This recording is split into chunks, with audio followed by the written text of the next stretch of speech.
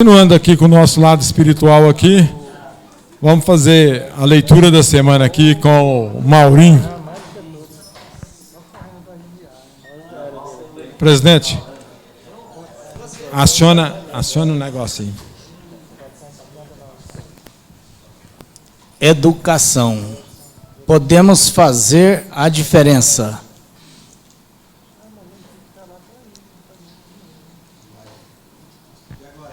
Pressione Enter.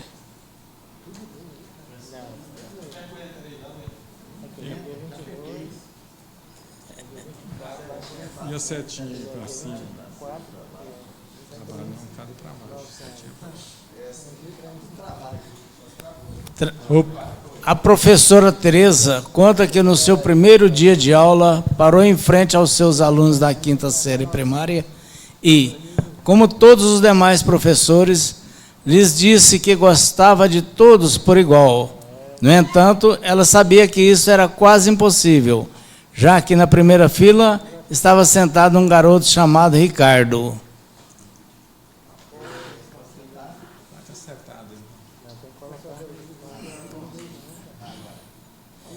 Ela, aos poucos, notava que ele não se dava bem com os colegas de classe e, muitas vezes, suas roupas estavam sujas e atirava mal e cheirava mal. Houve até momentos em que ela sentiu um certo prazer em lhe dar notas vermelhas ao corrigir suas provas e trabalhos. Ao iniciar o ano letivo, era solicitado a cada professor que lesse com atenção a ficha escolar dos alunos, para tomar conhecimento das anotações. Ela deixou a ficha de Ricardo por último, mas quando a leu foi grande a sua surpresa. Ficha do primeiro aluno. Ricardo é um menino brilhante e simpático. Seus trabalhos sempre estão em ordem e muito nítidos. Tem bom modo e muito agradável estar perto dele. Ficha 2. Ricardo é um aluno excelente e muito querido por seus colegas, mas tem estado preocupado com a sua mãe, que está com uma doença grave e desenganada pelos médicos. A vida em seu lar deve estar sendo muito difícil. Ficha do terceiro ano. A morte de sua mãe foi um golpe muito duro para Ricardo. Ele poderá fazer o melhor, mas seu pai não tem nenhum interesse e logo sua vida será prejudicada se ninguém tomar providências para ajudá-lo. Quarto ano. Ricardo anda muito distraído e não mostra interesse algum pelos estudos. Tem poucos amigos e muitas vezes dorme na sala de aula. Ela se deu conta do problema e ficou terrivelmente envergonhada. E ficou pior quando se lembrou dos lindos presentes de Natal que ela recebera dos alunos, como papéis coloridos, exceto o de Ricardo, que estava enrolado num papel de supermercado. Lembrou que abriu o pacote com tristeza, enquanto os outros garotos riam ao ver que era uma pulseira faltando algumas pedras e um vidro de perfume pela metade. Apesar das piadas, ela disse que o presente era precioso e pôs a pulseira no braço e um pouco do perfume sobre a mão. Naquela ocasião, Ricardo ficou um pouco mais de tempo na escola do que o de costume. Relembrou ainda que ele lhe disse: "A senhora está cheirosa como minha mãe." E naquele dia, depois que todos se foram, a professora chorou por longo tempo. Em seguida, decidiu mudar sua maneira de ensinar e passou a dar mais atenção aos seus alunos, especialmente a Ricardo. Com o passar do tempo, ela notou que o garoto só melhorava. E quanto mais ela lhe dava carinho e atenção, mais ele se animava. Ao finalizar o ano letivo, Ricardo saiu como o melhor da classe. 6 anos depois, recebeu uma carta de Ricardo contando que havia concluído o 2º grau e que ela continuava sendo a melhor professora que tivera. As notícias se repetiram, até que um dia ela recebeu uma carta assinada pelo Dr. Ricardo Stoddard, seu antigo aluno, mais conhecido como Ricardo. Mas a história não termina aqui. Tempo depois recebeu o convite de casamento e a notificação do falecimento do pai de Ricardo. Ela aceitou o convite e no dia do casamento estava usando a pulseira que ganhou de Ricardo anos antes e também o perfume. Quando os dois se encontraram, abraçaram-se por longo tempo e Ricardo lhe disse ao ouvido: obrigado por acreditar em mim e me fazer sentir importante, demonstrando-me que posso fazer a diferença. E com os olhos banhados de lágrimas sussurrou: engano seu. Depois que a conheci, aprendi a lecionar e ouvir os apelos silenciosos que ecoam na aula de educação, na alma de educação, do educando. Mais do que avaliar as pessoas e dar notas, o importante é ensinar com amor, mostrando que sempre é possível fazer a diferença. Afinal, o que realmente faz a diferença é o fazer acontecer, a solidariedade, a compreensão, a ajuda mútua e o amor entre as pessoas. O resto vem por acréscimo. E este é, segundo o Evangelho, é o segredo do Evangelho. Tudo depende da pedagogia do amor. Ensina a criança o caminho que deve andar e, ainda quando for velho, não se desviará lá dele. Nisso todos saberão que sois meus discípulos, se vos amardes uns aos outros como eu vos amei. João 13, 34, 35. Tá bom? Bem, pessoal, na última reunião aqui, teve aqui o Degmar, que é o superintendente do Ministério do Trabalho aqui em Goiás.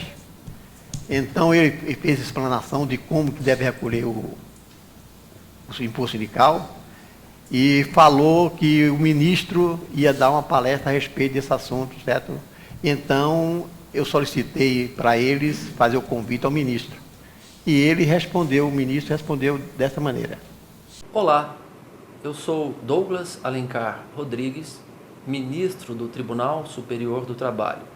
E estou aqui a convite do presidente Everaldo Ribeiro, presidente do Sindicato dos Contabilistas do Estado de Goiás, para o seminário envolvendo o curso sobre como se tornar um especialista em direito do trabalho. Quer se tornar um especialista? Estaremos em Goiânia em breve, trocando experiências sobre a nossa legislação do trabalho. Aguardo você, até breve.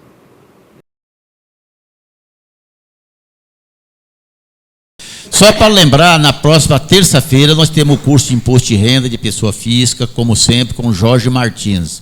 E nós pedimos, conforme anunciado aí no site, 2 quilos de alimentos não perecíveis. Esses alimentos, colegas, nós sempre repassamos para a Receita Solidária da Receita Federal. É lá pessoas carentes que são beneficiadas através disso.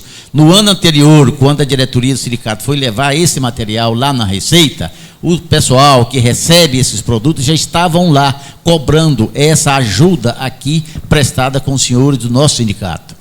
Então, são 2 quilos de alimentos não perecíveis. Até alguém diz que nós poderíamos colocar 5 quilos, mas optando por colocar só 2 quilos. Aquele que puder trazer mais de 2 quilos, e isso a gente chega lá. Eu fiquei realmente comovido quando foi o ano passado a fila. Umas senhoras, crianças lá, né, representando aquele pessoal e esperando essas mercadorias, esses alimentos. Então, não vamos esquecer desses 2 quilos ou mais que vocês puderem trazer de alimentos não perecíveis na próxima terça-feira. Ok. Vamos aqui com a primeira pauta aqui, o questionamento do Aristeu, ISS Aristeu. Pega o microfone para mim. Então, eu, como eu ia falar com o Fábio, eu entrei com um pedido na prefeitura para fazer a opção pelo ISS fixo. Então, fiz o requerimento, desde o ano passado, venho estudando esse assunto, porque eu tive que desenquadrar a empresa do Sim para entrar, porque eles não aceitavam continuar, tinha que desenquadrar, aí só a partir de janeiro que poderia fazer o pedido, né? Então, fiz em janeiro, no comecinho do mês, mas até agora a prefeitura não julgou.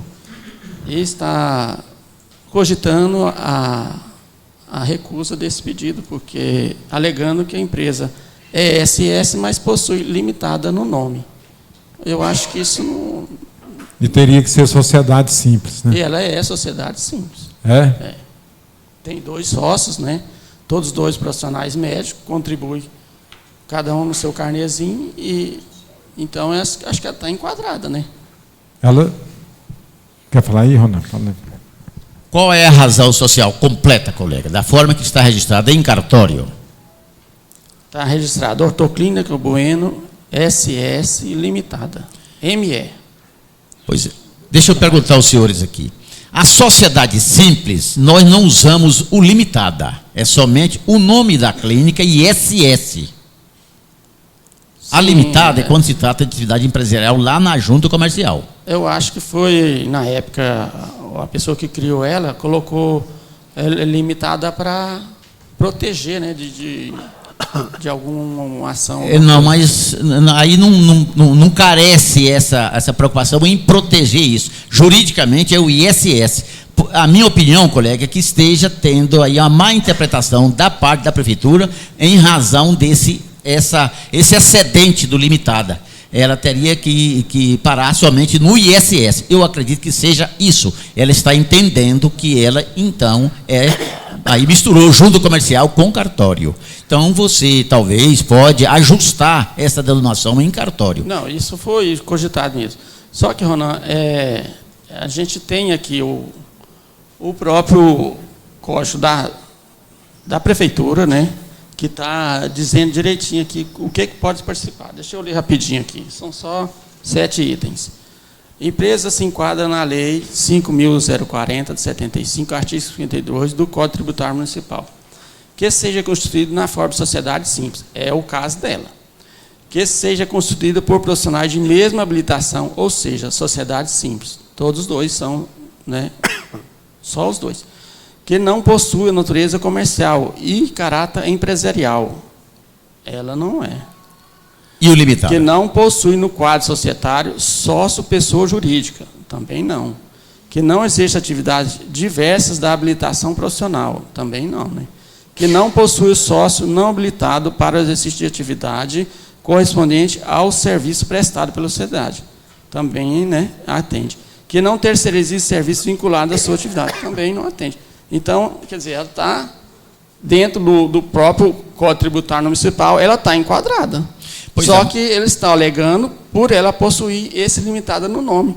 Mas não é a característica que está exigindo aqui. Aqui a limitada, ela é da atividade comercial. Então é isso. E talvez o atendente lá da prefeitura, ele não explicou detalhadamente para você o porquê. Não, foi falado isso, só que eu não concordei. Porque, você não concordou em tirar o limitado. Por isso que eu estou trazendo um assunto aqui para a gente discutir, né? Para ver se algum colega tem algum caso, se teve algum problema assim também, se possui alguma empresa enquadrada. Só um minutinho, só para finalizar. Então, a minha opinião é que você exclua o limitado e fique só o ISS. Aí você está atendendo à legislação. É assim que a legislação determina. Não pode ter o limitado no ISS. A sociedade simples. Mas então, isso o Aristeu não está concordando. O caso de uma Eireli. Entrei com o Eireli, também eles recusou. O mesmo caso desse aqui, ó. Deixa o Everaldo comentar aqui. Bem, colega, essa empresa foi registrada quando? Ela já faz algum tempo que está registrada, né? Antigamente, certo, se colocava, certo, limitado na frente, era facultativo. A partir do Código Civil, certo, tirou a palavra limitada. Não, eu concordo com vocês. Eu estou falando assim, que a prefeitura está fazendo isso, mas para proteger. Agora, mas... ela não está querendo enquadrar ela no Sim Nacional? Não, ela não quer enquadrar no ISS fixo. Ah, Ele está reivindicando o então ISS. vamos ver. Aí você vai dar uma lida na Lei Complementar 116, que no meu caso também, eu já fui autuado, isso aí eu estou... Mas 116 é do Simples, eu desenquadrei ela. Não, peraí, a 116 que regulamenta. Então é o seguinte, para ela ser sim nacional, aí essa limitada aqui eles não estão querendo, porque estão querendo... A minha firma, certo? Me enquadraram, sabe quanto que é a minha multa lá? 170 mil. Eu vi você falar aqui. Viu ela lá? Eu vi você falar aqui outro dia. Pois é. Né? Mas... Então é o seguinte, não se preocupa não, que ela é de sociedade profissional, não é? Sim. Ela está no cartório. No cartório, sim. Então, a prefeitura vai perder, não tem jeito não, porque por essa limitada, porque você tirando ela pode ser enquadrada como no valor fixo e acabou, certo? Não tem problema. É isso que eu estou Não, tranquilamente. Agora, se quiser advogado, certo? Nós temos o Anastácio, que ele vai defender para você, só que ele cobrou na época R$7 mil, ganhou o processo, e até eu não tiraram lá, não. Eu me chamar lá, aí ó, aqui assim o processo está ganho. Aí ele vai lá e tira. Aí até hoje está lá, aí inclusive me tiraram do Sistema Nacional, eu fui lá, me voltaram para o Sistema Nacional novo, sim, e está esse rolo danado lá, certo? E já está decidido certo, que as sociedades profissionais, ela pode ser valor fixo, pronto. Essa briga eu tenho desde 86. Eu entrei com outra, que é Eireli, o cara é arquiteto, também está enquadrado aqui, ó. Eles recusou, porque o sistema não está preparado para enquadrar. Falaram simplesmente isso para mim. Ora, isso tem lógica. Agora, eu vou lá amanhã falar com o Miralho de novo. No dia que eu estive lá, ele já ia fazer já ia enquadrar. Chegou uma mulher, chegou uma mulher lá e barulhou ele. Ô, Miralho, é o caso do Everaldo Jasso, é o mesmo jeito. Pois é, eu falei para ele. O mesmo processo. Amanhã eu vou lá cedo. Pois é, mas qual é a dificuldade, colega, que você não quer tirar o limitada? Não, Ronan, o problema, a gente pode até tirar, né? Mas eu acho que não precisaria, porque ela é um SS, já está aprovado, no contrato está tudo explicado lá. Aí eu vou discordar um pouquinho de você, se for o caso, a gente tira, se for antigamente, poderia colocar, depois do Código Civil, não foi feito antes. Foi feito antes. É que a prefeitura está pedindo para você ajustar a legislação atual, não ficando só o ISS. Só que aqui não fala que se é limitada, não fala, só fala que é prestador de serviço. Fala aí, Fábio. Uma pergunta. A atividade que eles prestam lá está vinculada à habilidade técnica e intelectual dos sócios ou tem outros serviços? Não, só essa mesmo, porque eles são médicos, né? Consultório. Pois é, consulta médico. Só voltado para a habilidade técnica dele, né? Justamente, sim. Então, porque poderia ser um empecilho isso aí, então se não é... Não tem. Isso é birraram comigo 10 anos. Não, Daí, quer comentar alguma gente, coisa? Eu estou fazendo isso para beneficiar o cliente, para que a gente faça um estudo tributário, né? Então, meus clientes lá, que eu já fiz, por exemplo, eu passei para o cliente por simples. Eu fiquei fazendo o paralelo na tributação, para ver o que compensava mais. Teve cliente meu que economizou R$10 mil no ano. Você fez o planejamento tributário para desenquadrar do Simples? Eu fiz o acompanhamento, né, fazendo os cálculos. Teve cliente meu que já economizou R$10 mil no ano, porque ele tinha poucos funcionários. Então, eu enquadrei e deu certo. E fui fazendo... Deixa eu ouvir o Fábio aqui. Comenta aí, Fábio. Não, eu perguntei para ele. O que você queria? Só perguntar se a atividade estava estritamente relacionada com a atividade do profissional. Daí, quer comentar um pouquinho? Você mexe com esse tipo de sociedade civil aí, ou só simples? O meu raciocínio é igual ao do Ronan e do Everaldo. Eu teria que ter feito a adequação ao Código Civil novo, que tem os artigos próprios que regem as sociedades simples, e por complementação é regido pela limitada. Mas antes, no meu entendimento, precede da atualização conforme o Código Civil, né? Para atender o raciocínio. Agora, a Prefeitura também está exigindo, sei lá, está querendo legislar por conta própria também, né? Mas esses dias eu, inclusive, li, eu esqueci aqui, não sei se foi uma resolução, o que aconteceu, que as empresas do Simples vão ter que fazer, que enquadram no Simples, elas estavam usando recolhimento pelo fixo. E a Prefeitura está notificando essas empresas que não vai aceitar empresa do Simples pagar pelo fixo. ela tem que pagar pelo faturamento. Mas certo? a lei do Sistema Nacional fala? Não é, como ela diz que o fixo é tipo de um incentivo. Sim. E no Simples você não pode usar de incentivo. O sistema da Lei Complementar 123, ele diz que você tem que pagar pelo faturamento.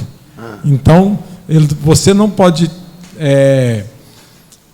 tirar uma normativa que está disposta na 123 para pegar um outro benefício que a Lei do Simples inibe de usar benefício. Pois é, mas a própria Lei do Simples fala que o profissional liberal pagará a contribuição pelo fixo. Sim, mas não na empresa simples. O quê? Menos. A Lei Complementar 123. Não. Sim, senhor. Então, tudo bem. Mas a prefeitura está revendo isso aí. Ele me autuaram, olha bem, ele me autuaram antes de eu ser simples. Depois que eu passei a ser simples, daquela época, aí eles largaram de mão. Até depois daquela época não autuaram mais. Vereador, só para mim lembrar, que você falou, é a Lei 116. A 116. É da Prefeitura? Não, a Lei 116 é o regulamento do ISS. Da Prefeitura. Não. É a lei federal. Nacional, é uma lei federal. 116. Aí, a lei do Sistema Nacional, você pode ver, me parece a 147. Certo. Que é ditado. A 147 fala que o profissional liberal recolherá pelo valor fixo. Certo? E vai olhar também, essa lei complementar 116, é da relação lá, certo. E ela não revogou o artigo 3º do Código Tributário Nacional, certo. Que fala que em relação a cada sócio. Certo. Aí, se você quiser, eu processo aqui, que o Anastácio entra com isso aí tranquilamente e ganha. Né? Agora, só para lembrar todo mundo de novo, que é reafirmar, eu entrei com a outra, foi criada justamente para fazer esse enquadramento, Eireli não tem limitada, e eles recusaram. Só, para finalizar. Ok. Mas o que o Ronan, o Adair comentou, e o Everaldo, é que, na realidade, o que está impedindo você de enquadrar ou de usar o sistema fixo é o limitado aí. Na realidade, nós damos razão, porque o Código Civil falou... E o Eireli tem o limitada, né? Tira o limitada. Mas e no caso do Eireli, tem que ter o limitada? Tem sociedade simples Eireli? Não tem. Pois é, sociedade simples. Pois é. É natureza simples, porque só ele. Profissional, né? Tá. Entendeu? Mas aí você não colocou o limitado na frente. Mas acontece ali. Pois é. Acontece então, ali. A natureza é ilimitada, certo? No caso, a sociedade civil, ela também tem a natureza, certo? Ilimitada, certo? E ela responde o sócio também. E a Eireli não responde, né? Vai até o teto, o capital, né? É o que a gente está comentando, sociedade civil, mas na realidade sociedade simples agora, né? Tá. Vou aqui com o Everaldo agora, demissão. Bem, a pessoa me ligou e para me dar, falar com vocês a resposta. Eu acho que eu falei com o Geraldo já, a resposta eu acho que está bem clara. A empregada, houve uma discussão com a empregadora, e essa empregadora chegaram num acordo lá, me manda embora, tá bom. Assinou, ótimo, vamos embora. Passou um mês, aí ela voltou lá, eu estou grávida, né? E quer admissão de novo. E ela já sacou o FGTS. E agora? Adair.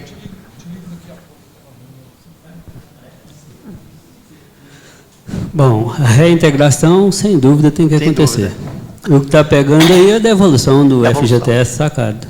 É um direito de reposição disso aí, né? É de quê? É um direito de quê? É a obrigação de repor isso aí. Repor. Aí o que eu falei para ela, vai no Ministério do Trabalho, admite ela de novo, e ela vai ter que devolver o FGTS. Ou então ela vai embora com a gravidez dela, porque ficou sem FGTS, né? E se houver as coisas a mais, ele não vai saber, o Ministério do Trabalho não vai saber se está grávida ou não, né? E ela ainda perguntou, a mulher perguntou para ela, você está grávida? Estou não. E estava com má intenção, parece, né? Deixa o Fábio comentar ali um pouco. Fábio. Pode falar, Fábio, depois daí volto no Não, Adair. vou outra coisa. É uma sequência desse assunto também. Se for isso aí, você pode falar. Não, é porque eu estava vendo na 730, acho que foi na 730, um advogado lá estava orientando lá a possibilidade do médico do trabalho solicitar o exame de gravidez na demissão. Você já viu alguma hipótese nesse sentido? Que diz que isso aí é legal, segundo ele. O médico do trabalho pode solicitar na demissão, o demissional. O admissional, hipótese alguma. Mas o demissional, ele orientou lá nesse sentido. Eu achei interessante isso aí. Não sei se tem um fundamento aí. Estou escutando, não pode sim. Agora eu perguntaria. Maria? Ah, Divina. Espera aí, Divina, deixa eu levar o... Antes que eu chegar lá, olha aí, eu perguntaria, qual o objetivo disso? Só para resguardar, para não mandar embora? O Everaldo já deu a resposta. Só no caso demissional pode sim. E aí ele faz a pergunta e pode, se a empresa quiser requerer, requer. Por quê? Para evitar o que o Everaldo falou. Chega lá na frente, tem que reintegrar o quadro. Agora, no admissional, não pode. Mas pode fazer a pergunta para ela, sim. Só não pode pedir. Agora, fez a pergunta e ela respondeu responde, não. ele anota, ele tem fé pública dos dados dele. Aí mas... foi lá, sacou o FGTS e depois falou, eu estou grávida agora. Pensando que, né? Porque o direito é da criança, né, Everaldo? Estando certo ou não errado, eles reintegram o quadro mesmo. Doutor Paulo, sabe alguma coisa a respeito de você, doutor Paulo? Doutor, pega o microfone por você ali. Bom, até tudo que falou aqui, inclusive da colega ali, está tudo certo. Eu acho que se a pessoa foi demitida e ela está grávida, tem que readmitir. Qualquer prejuízo que teve a empregadora deve ser compensado, né, posteriormente. Basicamente isso. Okay. Esse exame é para evitar a agressão, é para evitar o Assim, desculpa, com relação ao exame também eu concordo com ela. Caso ela confirme. Daí, nesse caso aí do FGTS que ela já recebeu, ela teria que devolver? Não tem jeito de devolver. Não tem. Legalmente, eu entendo que ela tem que devolver. Agora, qual é a forma que ela vai devolver isso aí, que é a questão. Eu nunca vi. Ou desconta parceladamente. O procedimento de devolução de FGTS. Porque, legalmente, isso tem que ser reposto lá na conta dela. Vamos ver o doutor Paulo ali novamente. Espera aí, Fábio. A apropriação indébita.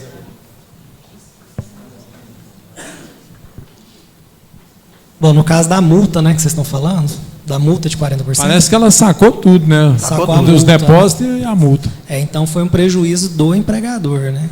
A questão da multa. O FGTS é dela mesmo. Não vejo tanto problema. Com relação à multa, realmente, ela Mas tem que devolver. dela, mas não podia sacar, né? Não podia sacar. Tem que devolver. Mas aí é um problema dela não com o empregador, né? O empregador fez o depósito. Isso seria um problema dela com o Ministério do Trabalho. Exatamente. Né? Agora, a multa não, porque a multa o empregador pagou a mais, né? Ok. Teria um problema. Deixa eu ouvir o Ronan aqui um pouquinho. É o nosso grupo de estudo, é assim mesmo, dando opinião. Primeiro, o empregador, no meu ver não, correto. Ele não poderia exigir o exame gravídico da empregada para demiti-la. Eu quero que você faça o exame gravídico para te demitir. Tudo bem. Uma liberalidade dele de demitir a empregada. Portanto, ele sofreu as consequências da multa lá de 50%. Até aí tudo bem. Foi uma vontade dele. Deixa-se de considerar se foi acordo ou não, até porque não existe acordo nesse caso. Ou demite ou pede a demissão. Tudo bem, pagou 50%. Depois ela foi surpreendida que veio que estava grávida. Isso é uma coisa que acontece, digamos, uma felicidade ou fatalidade, não sei, na vida dela. Felicidade, ela estava grávida. E ela percebeu então que o direito assiste o seu estado gravídico. Ela retornou à empresa. O Ministério Público, que é o que vai dessa matéria, não houve.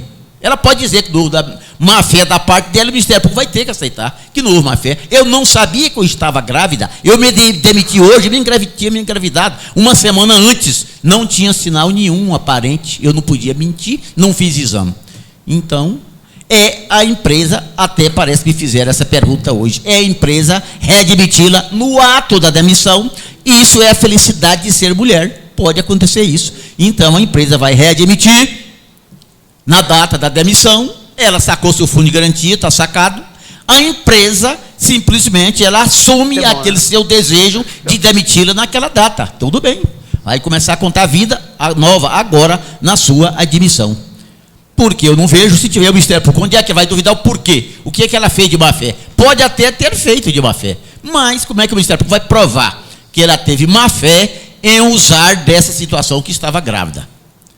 O empregador não percebeu, porque se ele tivesse percebido, ele não teria demitido, e ela também não sabia que estava grávida. Agora ela está usando a situação. Isso aí é os riscos que se corre o ato de empreender. Ser empresário, existe o risco da parte dele, e ser mulher tem esse benefício. Ok? São minhas palavras, senhor. Não, presidente aqui, fala. Não é bem assim não, certo? Os direitos são iguais. Não concordo com o Ronaldo de maneira nenhuma.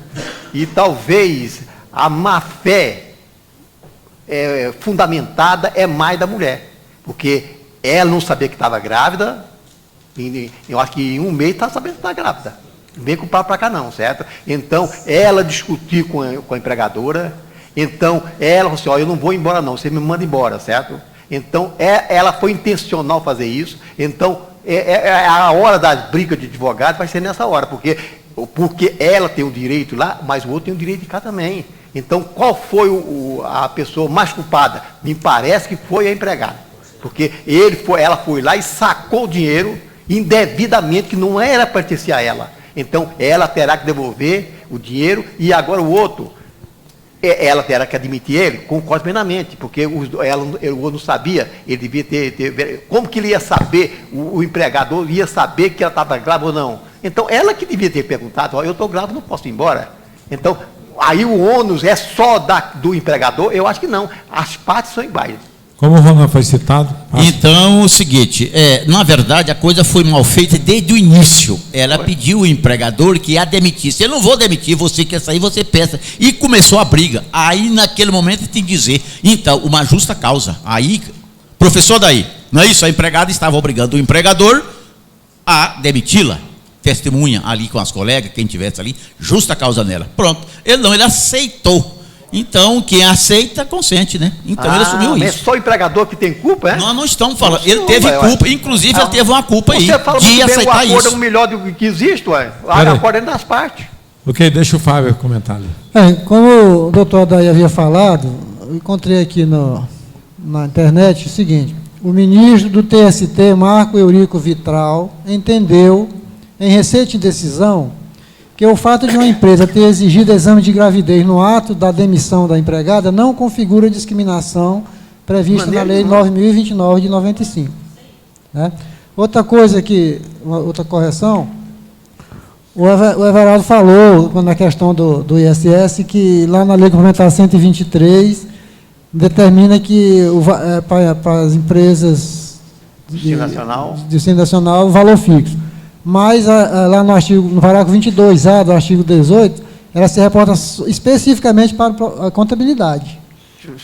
Então, ela deu esse benefício só para a categoria de contabilidade. Está lá, a atividade constante do inciso 14, do parágrafo 5º-B deste artigo, recolherá o ISS em valor fixo na forma da legislação municipal. Ou seja, o inciso 14 é contabilidade. Então, ela só deu aqui específico para nós. Então, eu li pela metade, né? Depois você me dá essa fundamentação aí, que eu quero... Me passa essa só para o contador, né? Só para o contador. Então... Ok, tá. Já que vocês falaram em empregada, eu até comentei com a Adair também, surgiu um questionamento da seguinte forma, quase nesse sentido. Só que a empregada pediu demissão. Só que o patrão não queira, ela já quer eliminar o aviso. Como que ficaria aí, Ronan, no seu caso?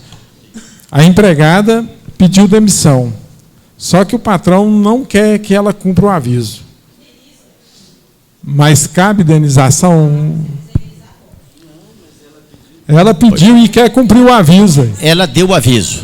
ela deu o aviso e quer cumprir o aviso. Tudo bem, é um direito dela de cumprir o aviso. Se o empregador não quer, então ele tem que indenizar. Mas aí não inverte a situação, ele não? Faz a rescisão... Peraí, vamos falar com calma aí, cada um que eu quero... Fala. Ele faz a rescisão, ele reveste a rescisão em... Como é que tem o termo da rescisão? Mas como Indireto. que... Vamos supor que ela... Uma hipótese, ela deu um aviso dia 1º de março. Não, dia 7 de março a hipótese. E no mesmo dia 7 o patrão já não quer mais.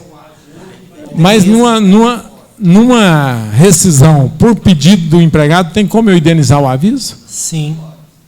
Sim? Pode. Deixa o doutor Paulo falar. Sim, é a demissão voluntária, né, no caso, que você está falando. Ela quis ser demitida. Mesmo ela quis ser... Não, ela pediu o aviso. Ela pediu demissão. Deu o aviso e quer trabalhar o aviso. Sim, o patrão já não quer que ela trabalhe. Sim, aí ele indeniza. Só o fato... Acho que você está confundindo com a questão da multa rescisória, né? Não. É porque, como que eu vou indenizar um aviso cuja ela está pedindo um aviso? Deixa eu só explicar. Posso falar aquele? Fala. Só que isso aí que agora está na prática, e na prática lá, às vezes eu vacilo um pouco. Mas o que é? Antecipação do salário dela no mês de março. Tudo bem, vai fazer a rescisão. Fala, eu tenho o dever, a obrigação de ficar com ela até o dia 30 de março. Porém, vou fazer a rescisão hoje, vou com reflexo do AVOS, do 13º, das férias, do março, que vai vencer dia 30 de março. Antecipação de salário lá na rescisão. Teria que indenizar também a projeção do aviso. Projeção também, que ela tem o direito de ficar até dia 30 de março. Aí você, na rescisão, antecipação do salário de março com o reflexo do 13º e férias. É isso que vai estar. Todos os direitos. Como é que é? Então tá bom, muito obrigado. Então, tranquilo. Então, poderia já antecipar... Antecipa. Lá na rescisão coloca antecipação, eu estou dizendo isso assim, porque na prática ali assim, eu não tenho operado na prática, quero até voltar a operar na prática. Mas na rescisão você coloca antecipação de salário, março. Reflexo, 13º e férias, também considerando março. Ok. E se a empregada não concordar? Mas qual é o motivo que ela não vai concordar? Ela está recebendo os direitos dela para ficar em casa? O certo é o seguinte, então, converte a rescisão em rescisão indireta. Ela pediu, ele não quer fazer nos moldes, ele demite indireto e paga o direito dela. Ô, professor Fábio, aqui tudo bem. Nós estamos olhando o direito, o crédito e o débito de cada um. Ele está indenizando toda a verba dela que ela teria 30 de março. Por que ela quer trabalhar até 30 de março? Qual é o motivo? Qual a intenção? Aí está errado. Aí agora já não funciona. Porque, na realidade, o que acontece é o seguinte, nós consultamos a portaria número 1 de 2006, em todos os enunciados que tem na portaria, não tem nenhum tipo de aviso que eu pudesse antecipar. Não tem nenhum tipo desse lá na legislação. Pode ir no sindicato lá e dizer, olha, ela tem o direito adquirido até 30 de março, mas eu estou cumprindo tudo agora. Não quero mais, estou cumprindo todos os direitos dela. Pronto. Qual o motivo que ela vai querer ficar na empresa? Está errado. Pois é, eu creio o seguinte, porque eu analisei da seguinte forma, vamos supor, eu teria que liberar o fundo de garantia para ela. E no caso, como ela está pedindo, eu não posso liberar o fundo de garantia. Exato, não pode não. Você vai antecipar o salário dela, de março, na rescisão. E nada de multa rescisória? Claro, nada, ela pediu para sair. Ué. Aprendemos aqui, né, Daí? Peraí, deixa eu passar o microfone. Peraí, só um pouquinho já. Deixa o Geraldo falar lá, eu passo para você agora. Fala aí, Geraldo. No meu entender, à medida que ela pediu a rescisão, jamais o empresário pode forçar essa rescisão. À medida que ele está forçando a rescisão, aí ele passa a ser ele dispensando ela. Entendeu? Então, no meu entender, ele tem que deixar ela cumprir o prazo dela. Do aviso. Pois é, eu não posso mandá-la cumprir em casa, não posso nada. Pois é. Deixa eu só ouvir o Halley que eu passo para você. Vamos por etapa que eu vou dar a palavra para todo mundo. Eu chego lá na empresa, eu trabalho na empresa. Eu vou trabalhar só mais 30 dias do aviso. Aí se o empresário, não, você não vai trabalhar um dia, aí já inverteu. Aí ele que me mandou eu ir embora. A luz foi essa. Espera aí só um pouquinho, Everaldo. Deixa o Halley falar, depois o Fábio, depois eu passo para você. Fala aí, Fábio. No caso, se ela não quisesse cumprir o aviso, ela teria que pagar. Ela não vai pagar, ela pediu um aviso e não quer pagar o aviso, ela quer cumprir. Lógico. O que o empregador pode fazer é exatamente marcar o tempo, vencer o aviso, né, e marcar o tempo dela acertar. Mas na portaria 1 de 2006, os enunciados que fala dos tipos de avisos que tem, não permite isso aí. É a mesma coisa. Mas o fato é o seguinte, o empregador também não pode confiar nela. A minha teoria é essa do Geraldo. Eu acho que inverte o empregador não pode confiar nela. Ela pediu as contas, não tem mais nada para perder, então ela pode roubar, ela pode fazer qualquer coisa para prejudicar a empresa.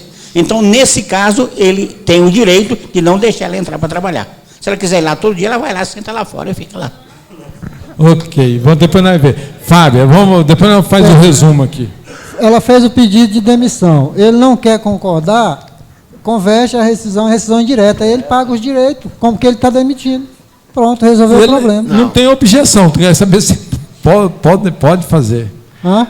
Eu quero saber se é legal. É legal. É legal? Conversão do pedido de rescisão Tá, para rescisão indireta, porque ele não está concordando, ela não está entrando num acordo. Então, ele está querendo do jeito dele, paga os direitos dela, rescisão indireta. Aí virou o disco. Deixou de ser ela pedindo, vai ser ele dando a rescisão e ele tem que dar o FGTS. Concordo, não. Já está pagando. Deixa o Everaldo comentar aqui. Peraí, depois nós fazemos o resumo. Eu pergunto para o Eli, pergunto para todos vocês. Eu nunca vi, certo, uma pessoa tão embirrada igual essa, certo? Porque talvez a empregada, eu quero ir embora e eu quero cumprir o aviso. A palavra, você não vai cumprir o aviso quando o senhor ir embora agora, certo? Talvez foi isso. Então, se houvesse uma coisa, tá bom. Então, é o seguinte, você quer pedir o aviso, vou facilitar para você ainda mais. Você não precisa cumprir o aviso. Porque eu nunca vi na vida a pessoa quer trabalhar mais 30 dias. Que intenção que essa pessoa tinha de trabalhar mais 30 dias? Será que está gostando de ir lá? Poxa, então é o seguinte, o Romão foi muito feliz, eu vou antecipar o seu salário, eu vou rescindir agora e perder a saudação. Essa aí, o Ronan deu de 10-0 para a gente.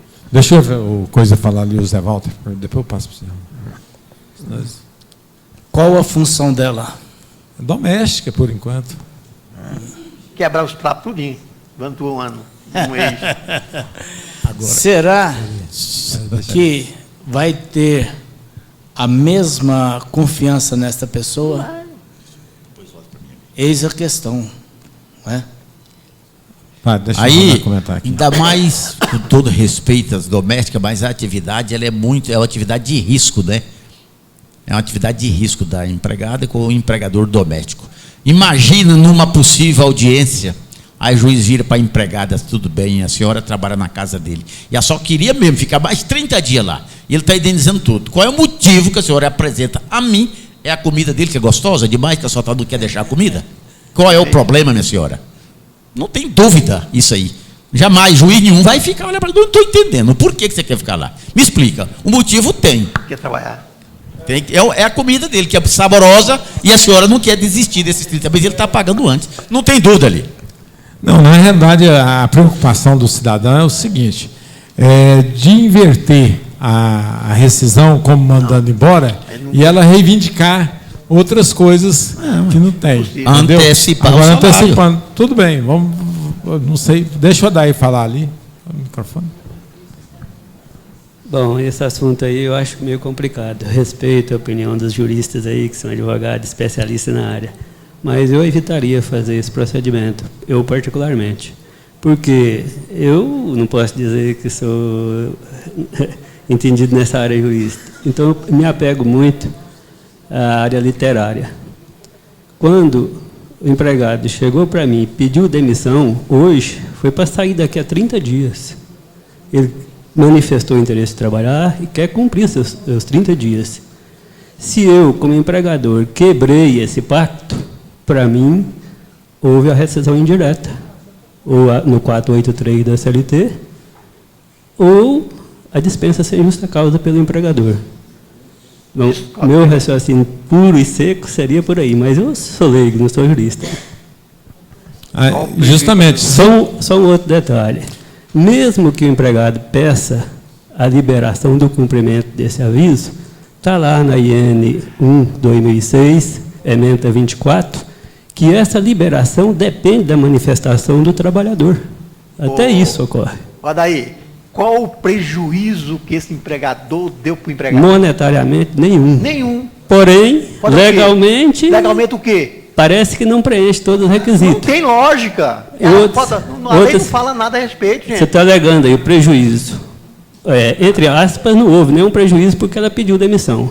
Não. Porém, na inversão, ela não receberia só o que ela recebeu como pedido. Porque não recebeu o fundo de garantia, não recebeu multa, não recebeu nada. Inversão de quê, meu amigo? Rescisão indireta.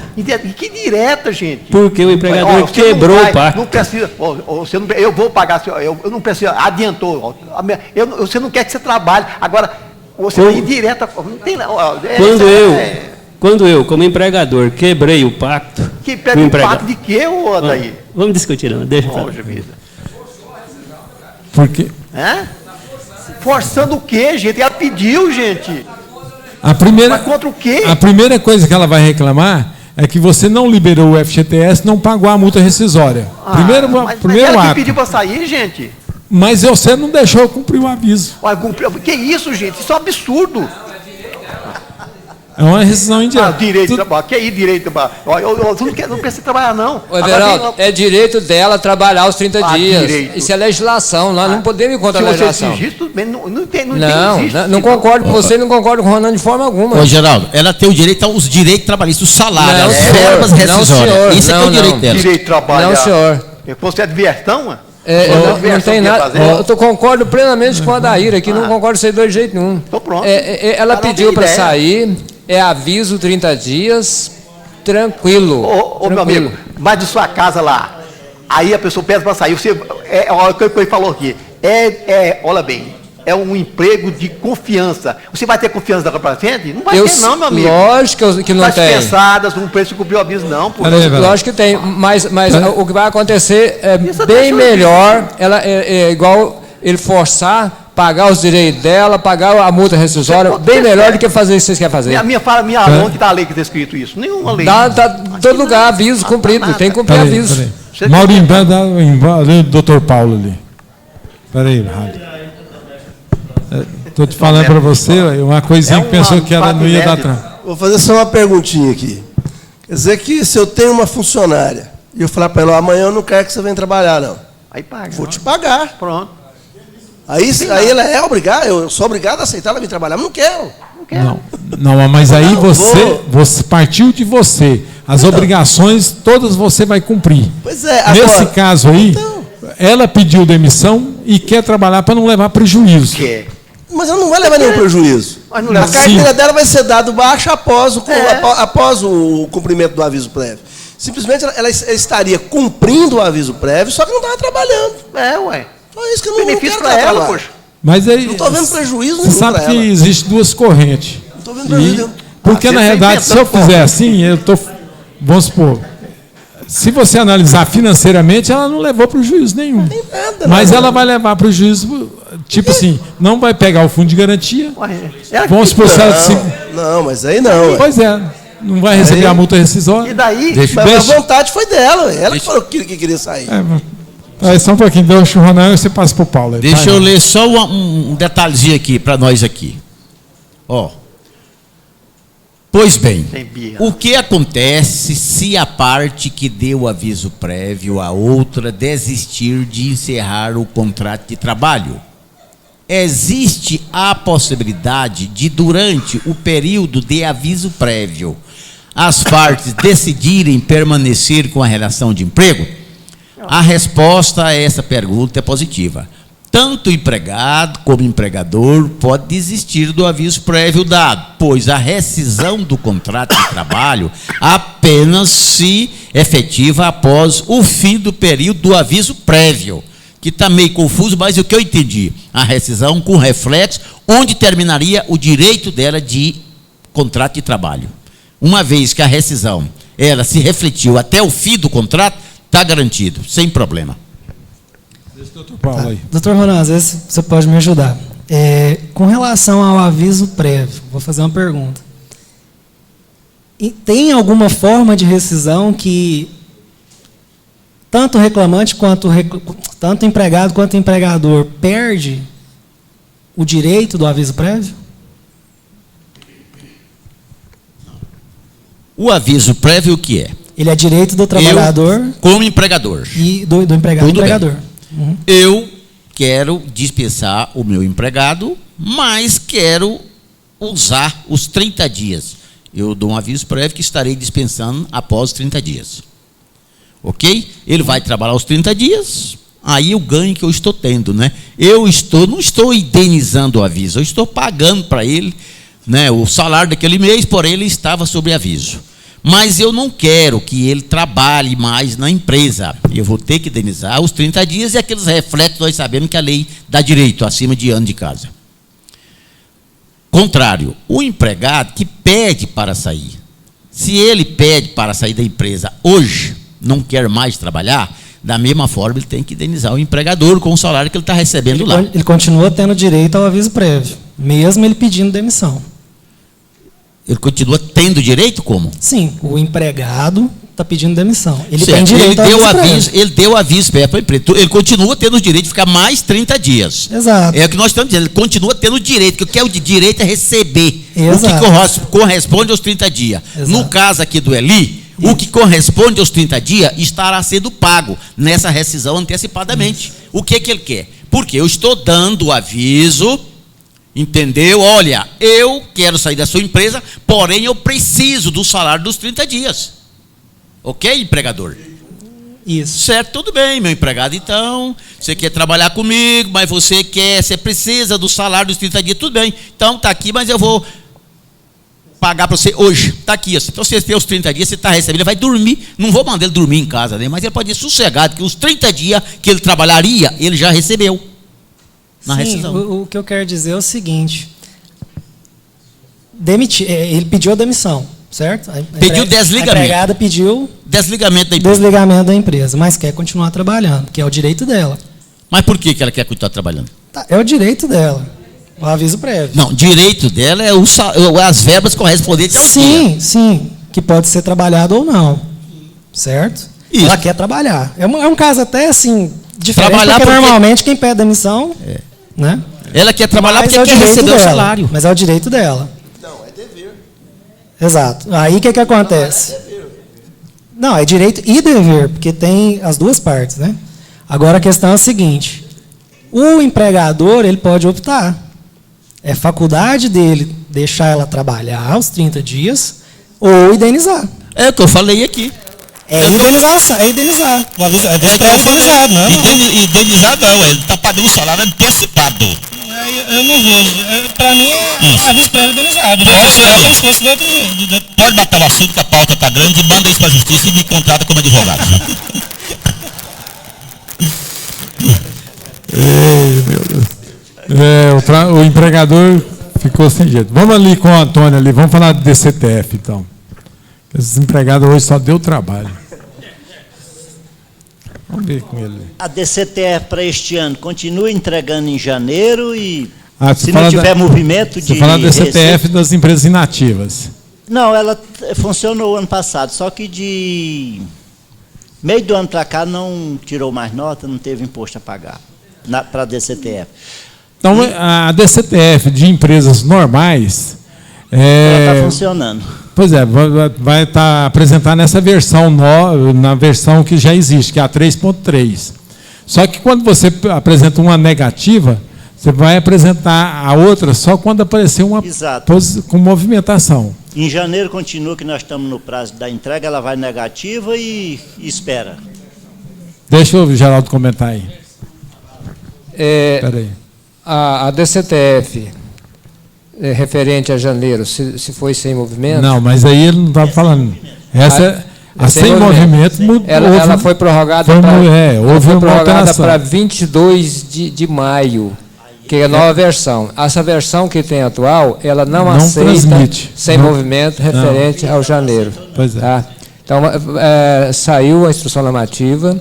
foi prorrogado para 22 de maio. Não, tranquilo. Aqui está 1.697, foi prorrogado para 22 Agora, de maio. ele está dizendo que lá, em 2016, ela... Pois é, mas você está dizendo que em 2016 ela ficou um período sem movimento. Ficou, mas não entrega negativa. Beleza, então está fechado, tá? Posso entrar na minha parte da CTF? Não, no caso dele, ele ficou negativo. Aí apresentou negativa uma, né? A empresa dele está normal. Não, mas ela funcionou um pouco em 2016. Está funcionando, porque ela tem... Fala no microfone aí, então. Ela tem despesa, está funcionando. Pronto. Ela não teve movimentação de débito e crédito. Se ela não teve imposto a declarar, no primeiro mês, lá em 2016, ela provava que ela fez a declaração sem movimento. Aí ela fechou até dezembro, beleza. O de janeiro foi prorrogado para 22 de maio. Tá? Posso entrar na minha do CTF? Fala aí. A minha é o seguinte, a empresa... Só lembrando aí, você deixou claro, mas só lembrando que as DCTF, que substituiu as declarações inativas, elas serão apresentadas em versão diferente na DCTF até 22 de maio. Então, as inativas, certo? Agora, as empresas normais, que têm movimentação, mas mês às vezes tem movimentação, outro mês tem movimento, outro não tem, então ela continua a apresentação mensal normalmente. Mas o janeiro ou fevereiro, se não tiver movimento, não apresenta nessa versão, tá? Janeiro e fevereiro só vai ser apresentado, se não tem movimento, pode ser empresa normal, só vai ser apresentado 22 de maio. Ah, é? Então, aqui na instituição não fala assim, não. Mas ela não aceita, o sistema não aceita. O sistema não aceita zerado, então é por isso. Mas, prezado colega, escreva o que eu estou falando. Não se admite jamais, gente, que a empresa está registrada. Quantas empresas, mas é infinito, sem movimento. Então, escreva o que eu estou falando, que eles vão vir atrás dessas empresas todinhas, viu? Não vão não, Everaldo. Eles até tirou a declaração inativa e já transformou para o DCTF. É porque eles sabem que existe. Tem empresa que nela... Tem associação, gente, o que tem de associação aí que está parada e recebendo, e igreja que não está parada, que não tem movimento, é verdade ou mentira? Igreja não tem movimento, sindicato não tem movimento, associação não tem movimento, e está recebendo normalmente, gente, depositando dinheiro do banco normal, gente. Não, aí é outra coisa, aí é outra coisa. Aí é outra 90% coisa. desse jeito. Aí é outra coisa. Aí é diferente. Não, aí é outra coisa. Escreve o que eu estou falando. Vamos lá, deixa o Geraldo comentar. A empresa ficou inativa e foi cancelada pela Junta Comercial 27 de dezembro de 2011.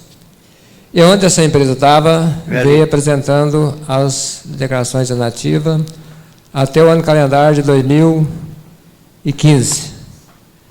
Em 2016, ele não apresentou. Aí ficou lá a pendência DCTF de janeiro, o ano todinho de 2016. Aí eu apresentei a DCTF, janeiro de 2016, gerou a multa de 200, limpou 2016. Agora eu já requeri a baixa dela com a certidão de cancelamento de 27 de dezembro de 2011. Será que eu vou ter que apresentar essa DCTF de janeiro agora? Porque eu dei entrada hoje, mas com a data lá... Não, porque a Receita não tem conhecimento da baixa dela na junta. Uma vez que ela foi cancelada em 2011, você ia fazer o DBE de baixa com 2011. Não... Foi o que eu fiz. Mas parece que você pagou uma multa aí? Não, é porque estava pendência lá antes de 2011? Não, de janeiro de 2016, janeiro até dezembro, estava a DCTF pendente. Mas se ela cancelou em 2011, se entrar com o DCTF apresentando que ela, 2011 para cá, não tem movimento. Então ela não teve movimento. Pois não precisava pagar essa multa, não. Mas aí, R$100 lá, limpa tudo lá. Agora, a de janeiro de 2017, eu acho que não precisa fazer, né? Porque ela estava te exigindo uma obrigação que a empresa já não existia. Mas poderia amarrar essa baixa lá, essas coisas, eu limpei tudo. Inclusive, a GFIP também estava lá em aberto desde dezembro de 2011. Aí eu apresentei a de dezembro de 2011, limpou tudo também. Okay. Então agora eu não tenho, requerer abaixo, saiu abaixo, eu não tenho que fazer declaração, mais nada. Não, porque você está normal lá. Beleza. Mais alguma coisa? Não, eu queria voltar naquela reabilitação profissional. Se der um prazo, a gente volta nela aí, tá? Na hora que você for na outra pauta sua aqui. Vamos correr aqui, então. Com o Zé Walter aqui agora. DEFIS. É importante a gente lembrar, né? A DEFIS. Eu perguntaria, se a Simples quiser apresentar a ECF, tem que ser agora ou nos prazos, sem entregar DEFIS? Peraí, não entendi a pergunta. DEFIS. Ao invés de entregar, a do Simples, ao invés de entregar a DEFIS, não, ao invés de entregar a DEFIS, que entregasse a ECF. O ECF? Não, mas a ECF, você tem que ser lucro real ou lucro presumido. Porque foi falado as empresas do Simples, a obrigação acessória dela é a DEFIS. Foi falado muito ano passado que quem entregasse ECF do Simples estaria dispensado do DEFIS. Então não tem nada disso. Não, o que eu tenho conhecimento, tenho visto, não. Não é assim não, peraí. Não. Estaria isento, olha bem, se eu apresentar o ECD. ECD, desculpe. Eu apresentei o ECD, eu não estou isento da DEFIS, não. Eu estou isento de apresentar o livro diário na junta comercial. Ok. Pois é, mas o ECD é o diário digital. Isso. Certo? Na verdade, se você tem uma contabilidade digital, eu acho que também não apresenta, porque as empresas do Simples não têm essa obrigatoriedade de fazer o ECD. Apresentar facultativo. A DEFIS, todo jeito tem que entregar. Você vai hoje, as empresas do Simples, você faz o diário manual, né, encadernado, e faz a DEFIS, que é a obrigação acessória dela. Correto. E eu perguntei também a PRT. PRT. Programa de regularização tributária. A pergunta é, tem dívida na Procuradoria e tem na Receita. Vai ser condensado um processo só, ou cada um eu vou ter que fazer um, como que é, e vai até 31 de maio, né? Quem quer falar, Ronaldo? Não? Não, na realidade, o débito da Receita Federal tem que ser pela Receita Federal e da Procuradoria pela Procuradoria. É dois parcelamentos. Então, são 2 parcelamentos. Que quando está em cobrança alçada administrativa, o débito é da Receita Federal. Então, é ela que cobra. Quando vai para a dívida ativa, e a Procuradoria que cobra. Ok. Tá? Obrigado. Vamos falar da nota técnica aí do Joeli. Joeli. O Ronaldo, Otávio, essa nota técnica 115, como é que ficou essa situação dela? Eu acredito que no âmbito do Ministério do Trabalho, o Ministério do Trabalho lavou as mãos, né? Foi editada a nota técnica 115 de 2017, agora dia 16 de fevereiro de 2017, dizendo que as empresas do Simples Nacional, a nota técnica revoga aquele ato lá da nota técnica anterior que dispensava a microempresa de contribuição sindical. A gente foi ler essa nota técnica, lá no final dela fala, fica revogada seu inteiro teor da nota técnica no tal, que dispensava a cobrança.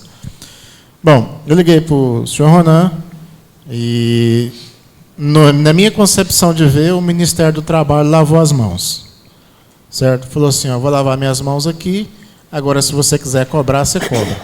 Porém, tem uma decisão do STF, que eu vou deixar para o doutor Ronan relatar, que fala que a empresa do Simples Nacional está dispensada da contribuição sindical. Quer dizer, se é uma decisão do STF, logicamente se torna uma jurisprudência e todos nós temos que acatar, né? Então, a gente tem que verificar a hierarquia da legislação e, com a palavra, eu vou deixar o Ronan discorrer sobre esse assunto aí, para nós, Ronan.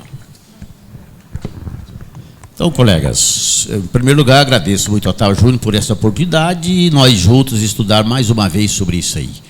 o descontentamento dos sindicatos patronais são exatamente a receita, né? Que a receita era grande e a maioria das empresas do país, nós acreditamos mais de 80%, são empresas optantes do Simples Nacional. E essa receita é uma receita realmente doída para os sindicatos patronais ficarem sem ela.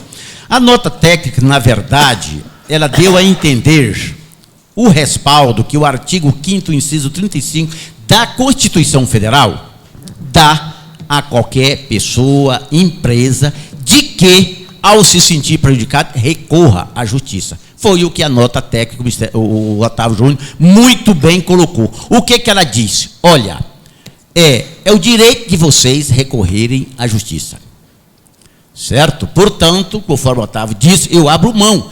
Decida-se isso na justiça. E isso lá no Supremo Tribunal Federal, na ADI, que foi lá da Confederação Nacional do Comércio, ADI 4033 de 2010, uma ação direta de inconstitucionalidade em que essa federação, ela questionava a inconstitucionalidade daquele artigo da Lei Complementar 123 de dispensar a contribuição sindical das empresas optantes do Simples Nacional. Nós temos decisões já lá desde a Lei 9.317 que já dispensava também. E as razões do veto, lá do artigo 4, que inclusive mais ali nós tivemos lá no Ministério do Trabalho, nesses cursos do trabalho, o Eli e outros diretores falando sobre isso. As razões do veto que está lá no parágrafo 4º, ele excetuava isso aí, a contribuição sindical. Foi vetado, dizendo que a contribuição sindical estava do rol. Mas o que isso é? Por que o Ministério do Trabalho abriu mão e não disse expressamente, mas disse tacitamente, vá-se à justiça? O que é? Isso ainda não criou uma repercussão geral lá no Supremo Tribunal Federal. O que é uma repercussão geral? Repercussão geral, nós temos aqui 2 advogados, 3 advogados, 4, 5 advogados aqui dentro, sabe que a repercussão geral é quando chove-se diversas ações no Supremo Tribunal Federal, da mesma forma, da mesma natureza, em que, através dali, vence a súmula vinculante, que isso foi um ministro lá de 2000 e 1988, né, doutor? Um ministro preocupado com várias ações, várias ações com o mesmo assunto do Supremo Tribunal, surgiu súmula vinculante.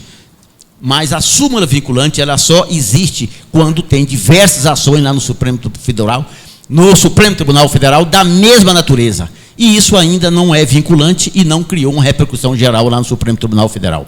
Depois de diversas ações, esse sindicato, outros patronais, outras entidades, que não seja aí essa entidade aqui, a CFN, né, Confederação Nacional do Comércio, ela que é aí a autora dessa ação da ADI 4033, pode entrar outras entidades, mas sem dúvida, lá no Supremo Tribunal Federal, depois que chegar outras ações, com certeza vão se criar lá a súmula vinculante, e que a súmula vinculante aí tornar-se-á uma repercussão geral, e então vai pacificar para os outros juízes de instâncias inferiores, primeiro grau e segundo grau, inferior ao Supremo Tribunal Federal, acatar aquelas decisões na súmula vinculante lá no Supremo Tribunal Federal. Estou indo bem aqui, doutor Paulo? Então, colegas, é o seguinte, é por isso que ainda não foi. Isso vai dar trabalho às empresas, às entidades, de avocar o Supremo Tribunal Federal. Isso é muito bom. E é bom para todo mundo, e bom para o advogado que atua nessa área, que ele continua ganhando dinheiro enquanto chegar lá no Supremo. Chegou lá, vai cair. Agora, através de uma lei complementar, conforme o Otávio muito bem colocou nos estudos dele também, uma lei complementar poderia mudar isso, mas isso é muito difícil, até porque, principalmente nessas épocas de dinheiro amplo no nosso país que nós estamos vivendo, as empresas abrindo todo dia, toda hora, e muita gente sendo demitido, vamos criar mais um encargo para a empresa. É muito difícil isso prosperar hoje, lá no Supremo Tribunal Federal. Prosperar de que empresa? E até porque lá no artigo 170 da Constituição Federal, lá assegura o tratamento diferenciado às micros e pequenas empresas.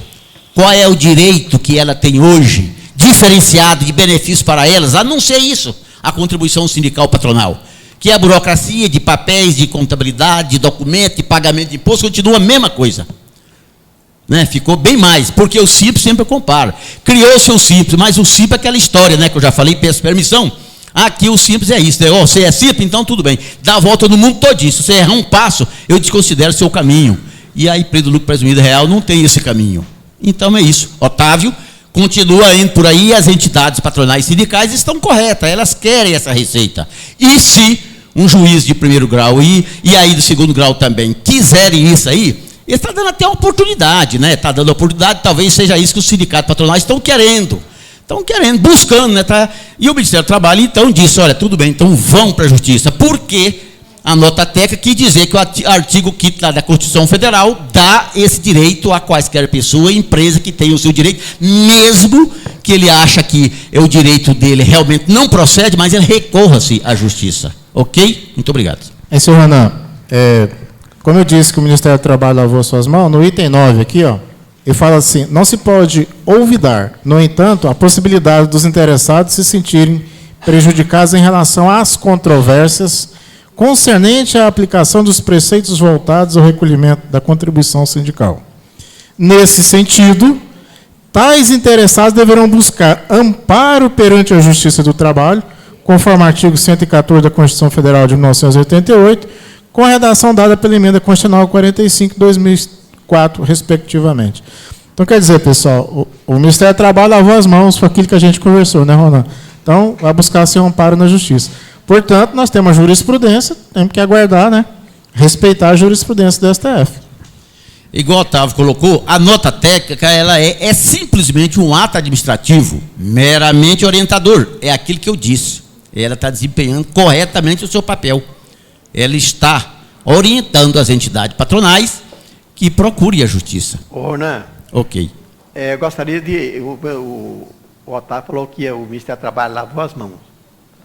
Realmente ele lavou as mãos porque, por causa disso, eu não entendo muito de lei, né? Porque a Constituição falou que a União, o Estado, o município não pode intervir no sindicato. Então, a partir dessa data, o Ministério do Trabalho, a União, o Estado não pode intervir. Então, vai para a Justiça Comum mesmo. Isso não é? Exatamente, porque o poder que nós chamamos legiferante, este poder cabe ao Legislativo. É ele que tem que dizer a lei. A nota técnica do Ministério do Trabalho é uma orientação, uma parte administrativa, né? É por aí, Otávio. Então, continua. Realmente, a gente lamenta que muitos sindicatos, né, que a gente até tem vinculação com eles brigam por essa receita, querem a receita. Entendeu? É uma situação complicada. Eu tenho, por exemplo, eu faço a contabilidade de um determinado sindicato, e esse sindicato tem seus filiados, e os seus filiados estão isentos, as empresas optantes do CIP estão isentas de pagar a contribuição sindical. O presidente do sindicato me pergunta, fala, olha, rapaz, manda pagar, dá um jeito, o que eu posso fazer? E eu fico numa situação complicada. Como é que eu vou dizer? A lei está clara. Mas é isso, não tem que pagar, sabe? Ok, então. Vai continuar a mesma... Ladainha. Tudo antes, na casa do Abrantes. Vamos lá, Geraldo, vamos falar não, vou falar do MEI. Não, fala primeiro do assistência social aí. A reabilitação profissional, deixa para outra hora. Eu acho outra hora? Então vamos lá. Deixa eu perguntar ao Adair aqui, passar para ele depois sobre a reabilitação. Depois eu converso. Falei porque às vezes tem algum colega aí que sabe. Vamos falar no MEI. Dia 20 de fevereiro apareceu uma empresa... Vou fazer uma pergunta para ele. Posso continuar? Dia 20 de fevereiro apareceu uma empresa lá que era do MEI em 2016. Ela ultrapassou a 62 mil. Ultrapassou, já ela tem que sair do MEI. Desenquadrei a empresa do CEMEI para poder fazer ela pagar no Simples Nacional. Que não gera o Simples Nacional se não fizer o desenquadramento do CEMEI, correto? Aí está pagando, então, pelo MEI, pelo Simples Nacional. O que eu tenho que fazer mais dessa empresa? Tem que fazer algum processo para a junta comercial, eu vou ter que fazer Sintegra, vou ter que fazer REST, de tudo, né, como uma empresa normal. Eu estou preocupado mais com a parte da junta comercial. Como proceder? Otávio, você já transformou o MEI em Simples aí, parece, né? Sim. Primeiramente, você tem que fazer o desenquadramento do CIMEI, né? Já fiz. Você fez isso daí. Já aí você vai entrar no site da junta comercial, você vai entrar aqui no MEI. Ok, Ronan. E tem a cartilha do MEI aqui, ó. Aí você vai dar uma lidinha nessa cartilha, né? Porque senão a gente vai demandar bastante tempo aqui. E Cartilha do microempreendedor individual, ela tem várias orientações. Já vou direto no assunto, lá onde é que você vai ter que preencher. Certo? Aqui, ó. Você tem 2 anexos. Esse anexo 1. Deixa eu aumentar aqui. Tem o anexo 1, que você vai preencher. E o anexo 2. Aqui ele está te dando as instruções como é que você preenche. Você vai marcar aqui desenquadramento.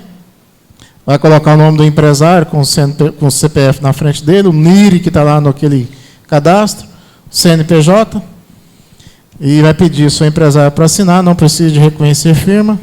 Documento também, segundo informações, também não precisa de reconhecer firma. Você vai lá no cadastro do portal do microempreendedor, faz o desenquadramento do Simples, do CIMEI. Aí você pega aquele desenquadramento, quando ele foi oficializado, junta com esse processo que você vai dar entrada aqui na junta comercial, que é o anexo 1 e o anexo 2. Esses 2 anexos, ele está aqui no final, que você vai ter que... Você pode printar ele, ou você pode editar ele aí. Aí tem umas perguntinhas e respostas aqui. Aí, aqui você tem o anexo 1, certo? Você pode preenchê-lo, tá vendo? Ó? Entendeu? Aí você pode mandar imprimir, você manda imprimir só a página que você quer. A página 1 é a página, se eu não me engano, é 16 ou 17, que é 16 e 17, tá vendo aqui em cima? Aí a outra aqui é o anexo 2. Ó. Aí é o anexo 2. Você só pode fazer isso após 30 dias do desenquadramento. Ele vai pedir a data do desenquadramento aqui, ó. Certo? Aí vai pedir a mesma coisa também. Então, essas 2 páginas aqui, você pode imprimi-las. Feito isso, você aguarda o processo ser efetivado na junta comercial, aí você vai fazer aquele registro de empresário. Aí você vai colocar transformação. Tá? Aí você já parte para... como se fosse uma transformação.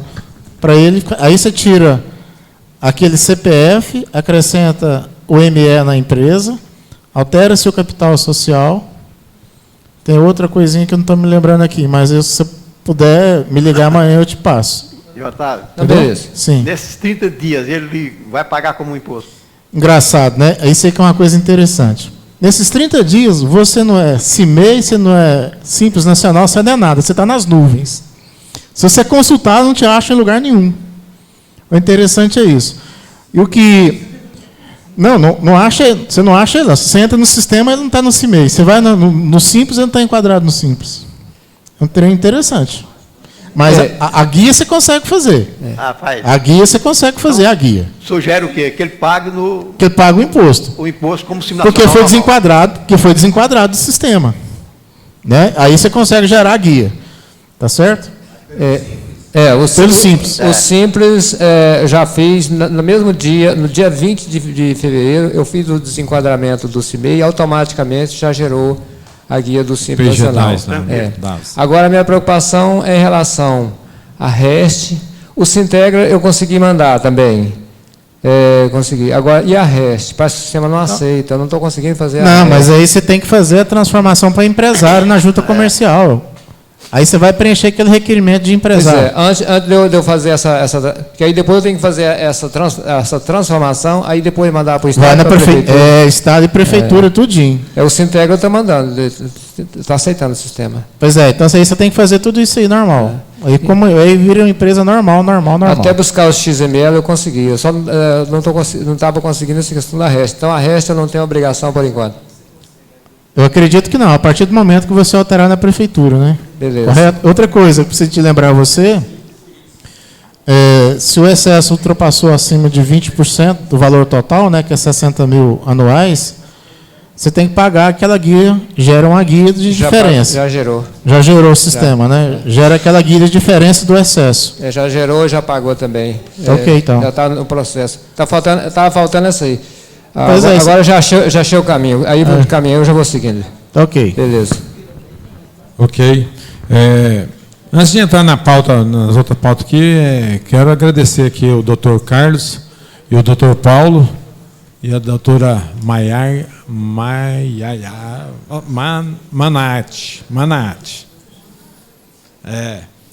Pela presença de vocês. Tem alguma novidade aí, doutor, para trazer aí? Alguma coisa que quer expor aí? E lembrar o pessoal aí da internet, o pessoal da reunião, que traga assunto de ICMS, pessoal. Que os doutores estão aqui para nos ajudar. Tem novidade aí para nós hoje, não, né? Não, né? Então, vamos aguardar aqui. Vamos aqui com a Laur lá, ó. Prefeitura, Laur. Eu gostaria de saber dos colegas aí se alguém conseguiu regularizar alguma empresa nova junto à prefeitura, entrando com um processo, alguma coisa, fugir do decreto. Por causa do piso, né? O Otávio que estava mexendo com esse processo aí. E o Ronan está com aquele decreto, né, Ronan? Eu vou conversar aqui um pouquinho com vocês e o Ronan conclui. Na reunião que nós tivemos lá de visita ao Oséias Pacheco, que é o novo secretário de Finanças, contador, e uma das reivindicações que foi levada foi essa questão, junto a ele, né? E ele mesmo reportou a gente que isso está assim, impedindo a prefeitura de arrecadar, né? E aí ele falou assim que ia verificar isso daí. Eu queria passar a palavra para o Ronan. Ronan discorreu para ele sobre esse decreto 3057, que ele disse lá que esse decreto atende às necessidades de público, né? Onde acesso público, né, Ronan? Como o senhor falou para ele, né? Como bancos, né? Como algumas entidades onde tem várias pessoas, órgãos públicos, etc. Então, o Ronan falou que como é que uma pessoa dentro de um shopping, uma empresa dentro de um shopping, vai ter que fazer o calçamento do shopping ali. Essa foi uma das situações que foram colocadas. Com a palavra, Ronan. Então, colegas, a minha pessoa, o Veraldo, o Otávio Júnior e o Fábio, nós quatro contundentes lá com o secretário aqui, em prol da nossos associados, nossos contabilistas, principalmente os senhores que vêm aqui nos terça-feira nos prestigiar, nos honra muito e nos dá energia para estar nesses órgãos. Nós estivemos lá com o secretário de Finanças, mostramos para ele e questionamos até, viu, doutor Paulo, nós falamos sobre aquela questão aqui do decreto 3057, lá que ele se reporta uma outra lei. Aquela outra lei que ele se reporta, se trata de grandes empresas. Né, Otávio? Nós colocamos, ele falou, eu concordo. Realmente isso aqui não está bem na pasta. Pegou, já tinha encaminhado o Everaldo para outra pessoa lá, não foi, Everaldo? Lá na prefeitura, para nós tratarmos do assunto. Mas quando nós chegamos lá, o homem estava diferente. O treinado não está brincadeira na prefeitura, não. O problema lá para ele está grande, viu? Nós chegamos assim, que depois ele olhou assim, o presidente saiu falando de lá, rapaz, eu achei que o problema era só no sindicato, rapaz, isso aqui não é brincadeira não, sabe? O homem está até amarelo de tanta gente chegando, sabe? O oficial de justiça querendo visitar lá o homem lá e tudo mais, mas ele disse, pegou lá o nosso prontuário, pegou a pastinha, que nós fizemos para ele, falou, isso aqui nós vamos rever. Dentro aqui do nosso páreo, aqui na prefeitura, vamos rever. E a porta está aberta para vocês. E o Everaldo está até agendado aí, ele deixou lá os contatos com a outra pasta que está ligada diretamente a isso também, né? Para mudar essa situação, que não pode aplicar isso, que eu coloquei para ele. Falei, secretário, você já pensou? Uma lojinha de calçado lá no shopping, o seu Zezinho tadinho, tem só 10 calçados lá da prateleira dele para vender.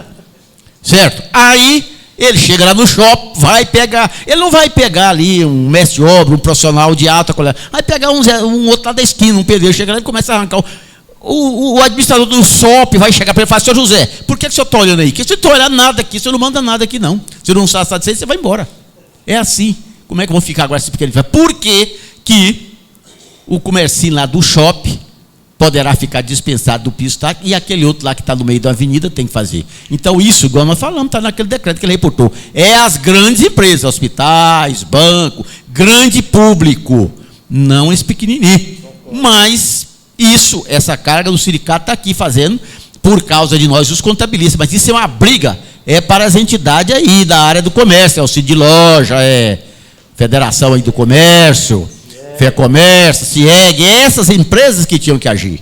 Mas nós estamos dando aí nossa estacada lá com eles. Obrigado. Mas pelo menos deu assim, uma previsão de quando tem essa solução? Rapaz, e o treinar, você vê a prefeitura, né, igual o Iris Rezende, ele leu a matéria dele aí, né, disse que agora ele está começando a ver um horizonte das coisas, sabe? Então não está sobrando espaço lá para nós, sabe? Mas nós vamos voltar lá, sabe? Aí você tenta prorrogar na prefeitura, chega lá e prorroga lá, não tem condições, né? E é isso, prorrogando. Mas nós temos que agir. Agora, nós temos que fazer o seguinte, vamos pedir aí essas entidades, o CID de loja, né? Cadê? Eu chamar o Sidiló e Zé Carlos para vir aqui, podia fazer uma cúpula aí, e lá na prefeitura, para rever esse decreto, sabe? Porque o fiscal vai voltar lá, eu tenho certeza, vai autuar, entendeu? São 3 empresas novas agora que eu constituí agora de janeiro para cá, e o prazo é 30 dias, ele deve estar voltando essa semana agora lá e...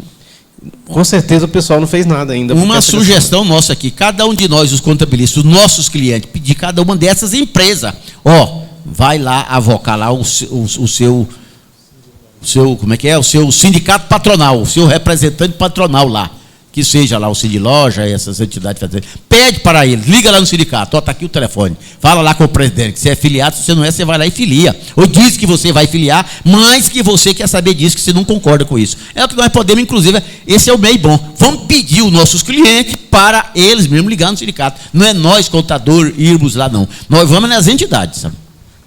Josino vai falar aí? Quem vai falar? A colega aí. Eu quero mudar de assunto. Posso falar ou mais alguém vai complementar? Vai ter mais uma pautazinha aqui, mas eu vou dar preferência, está vindo hoje, aí eu vou... Fala seu nome para nós. Obrigada. Meu nome é Gleice, boa noite a todos. Eu estou com um caso em específico e eu acho, na verdade, seria muito mais no sentido de compartilhar o que aconteceu. Tá ok. Eu tenho nós fomos procurados para fazer uma baixa, na verdade, para fazer uma consulta sobre a situação fiscal de uma empresa, a saúde dela como um todo. E, mediante procurações, nós fomos nos devidos órgãos fazer essa consulta, só que a pessoa que nos nomeou o procurador, o CPF dessa pessoa não estava mais vinculado nos órgãos. Qual foi a dificuldade que a gente encontrou? Nós fomos nomeados procuradores dele, fomos na Cefaz, na Receita, no município. No município, conseguimos fazer a consulta normalmente.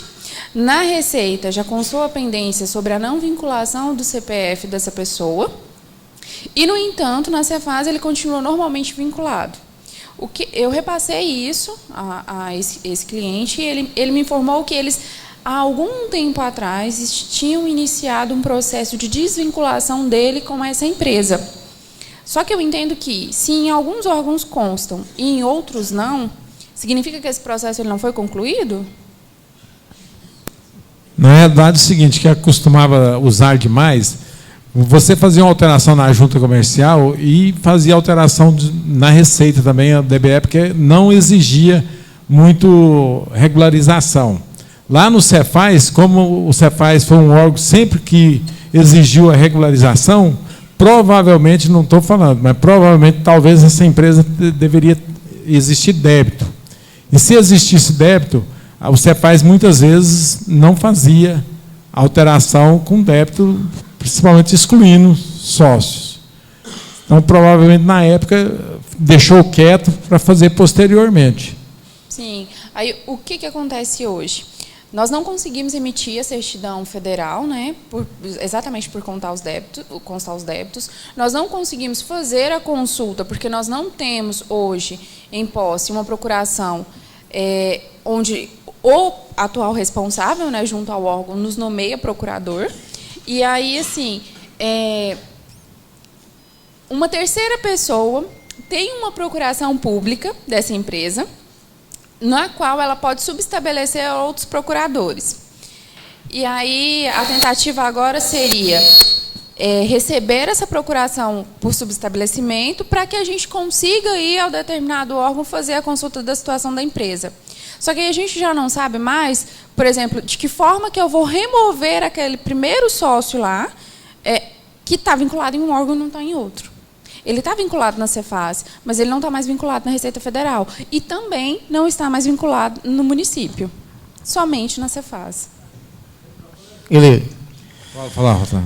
Seguinte, nesse caso, você vai ter que pegar todas as alterações contratuais. A Cefaz, Secretaria da Fazenda, ela tem o controle de todas as alterações contratuais que foram feitas na junta comercial. Bom, você pega todas as alterações que você teve, você formaliza um requerimento junto à Secretaria da Fazenda, eu já fiz isso também. Você faz um processo administrativo. Você vai requerer e conta a história, o que aconteceu, que você quer a exclusão daquele sócio e para você manter o quadro societário que está registrado na junta comercial. Aí sim, é um processo administrativo, você dá a entrada lá, pede para mandar para o setor de cadastro da Secretaria da Fazenda. O Sérgio Teixeira lá, que até é cunhado do Fábio aqui, e ele vai deliberar isso aí para você, em função do que está lá na junta comercial. Há um problema aí que se a empresa tiver débito. Se a empresa tiver débito, até pelo Código Civil, determina que até 2 anos aquele sócio é responsável, né? Não sei se você está vendo também algumas decisões dos tribunais dizendo que está buscando a responsabilidade do sócio, mesmo que ele tenha saído da sociedade e a dívida foi constituída no período que ele era sócio administrador daquela sociedade. Logicamente, se você quer resolver, você tem que fazer essa saída. Outra coisa seria, esse é o procedimento na Secretaria da Fazenda. Tá? Aí você acompanha, se você for a parte legal, tem a representatividade dessa empresa, você pode fazer isso. Com relação à Receita Federal, você verifica quem é o sócio administrador lá na Receita, que está inscrito, e você fazer um certificado digital, uma procuração eletrônica, né, para o seu CPF, né, e fazendo esse certificado digital, ou a procuração para você, você consegue ter acesso aos dados na Receita Federal. Essa é uma saída, né? Como lá na Secretaria da Fazenda você é contadora, né? Você tem que estar vinculado, inscrito lá na Secretaria da Fazenda, você ter acesso aos seus clientes que são vinculados ao seu CRC, ao seu CPF perante a Cefaz. Então, e aí, depois que você fizer esse processo administrativo, regularizar a situação, você passa essa empresa para o seu nome, que aí você tem acesso a toda a situação. Eu não aconselho você a fazer isso antes de você ter conhecimento do que está acontecendo. Porque, às vezes, você pode ser arrolado como solidário aí, você não sabe o que você está pisando, aonde você está pisando, né? Vamos dizer assim, o termo correto.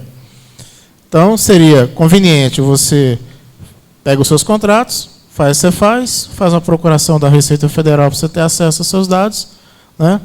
E daí você consegue pesquisar alguma coisa de débito, se tiver, né? Que antes de você, eu acredito que se eu pegasse uma empresa dessa, a primeira coisa era a Receita Federal, ver os débitos lá.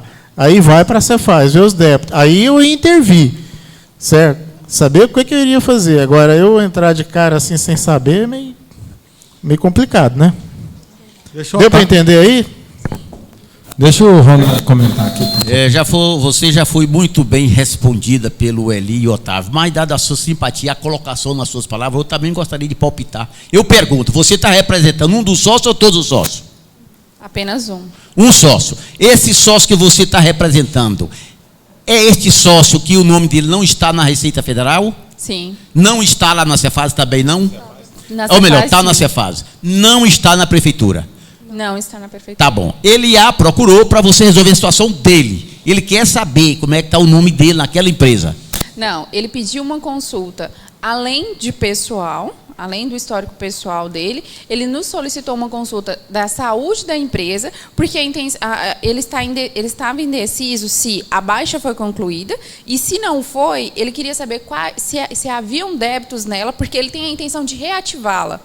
Caso isso seja possível, ele quer continuar trabalhando normalmente com essa empresa. Mas o nome dele não está mais na Receita? Não. E na Prefeitura? Eu acredito, eu aposto o dedinho, como diz o presidente aqui, que foi feita essa alteração lá na junta comercial. Foi feito, ele não está mais junto. Igual o Otávio colocou, ali já colocou. Peça lá na junta uma cópia da alteração contratual em que saiu determinado sócio. José Joaquim da Silva, CPF tal. A junta vai dar para você cópia daquela alteração contratual. E peça uma certidão simplificada. A certidão simplificada vem dizer hoje quais são os sócios, onde ele está e os dados dela. Ok? Você vai chegar na Cefaz de posse daquela alteração contratual em que ele saiu da empresa. Você vai chegar lá com a certidão simplificada, mostrar como é que está a empresa hoje, para você requerer a certidão simplificada. Não precisa de procuração, não precisa de nada, é público, você vai requerer. Chegou lá na Cefaz, você fala, Cefaz, é o seguinte, aqui está a certidão desta empresa, eu quero saber se ela existe débito. Existe débito? Existe. Quando foi, igual o Otávio colocou, quando foi que esses débitos nasceram? Vamos ver se eles foram antes da saída, na vigência dessa pessoa que você está representando, ou foi posterior à sua saída. Se foi antes e o débito ainda existe, é igual o Otávio ali colocou. Ele está lá, ainda responsável. Se não recebeu, poderá um dia pagar. Então, tudo bem. Naquela alteração, aí você vai seguir aquela orientação do Otávio. Fala, tudo bem, então tá bom, estou aqui com a alteração. Ele saiu lá em 2012 dessa empresa, não é mais sócio, e, portanto, eu quero tirá-lo agora dessa empresa. Aí vai entrar aquela situação que o Eli e o Otávio colocou para você. Se existe débito, não sei, poderá ser fácil colocar algum obstáculo, porque existia débito quando ele saiu e não foi regularizado até hoje. Agora, digamos que para a sorte do seu cliente não existe débito lá. Vai excluir o nome dele da Cefaz. E lá, na Cefaz, de posse dessa certidão simplificada. Joeli, meu amigo aqui. De posse dessa certidão simplificada, você vai levantar os débitos. Lá no Cefaz tem como levantar, não tem, Otávio? Tem. Lá no Cefaz tem. Você só com o nome da empresa e CNPJ. Vai dizer que existe tal processo.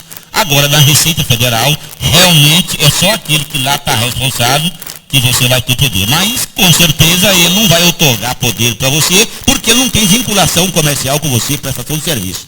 Então, você vai se ater aí, vai dizer, ó, e lá na Receita não tem o que se preocupar também, meu cliente, porque seu nome não está mais lá na Receita, o que você quer saber que é Receita? Então, na prefeitura seu nome não está e nem na junta você está. Agora, a última pergunta que você fez, ele restabelecer essa empresa, não vai mais poder. Ele não é mais sócio dela, a não ser que ele compre esse acervo dos outros sócios. Ele já comprou, só que não está registrado na JUSEG. Ele não alterou nada, ele devolveu o dinheiro. Contrato de gaveta.